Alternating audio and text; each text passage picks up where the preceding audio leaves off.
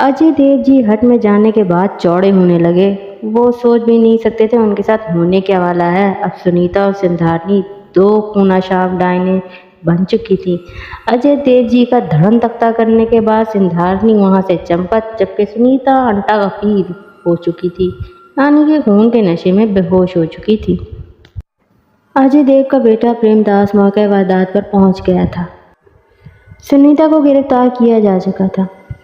Okay, तुम्हें हमारे साथ पुलिस स्टेशन चलना होगा। लाश भी उठाई जा रही है। पहले इसका पोस्टमार्टम कराया जाएगा और लाश इसके बाद तुम्हारे हवाले कर दी जाएगी।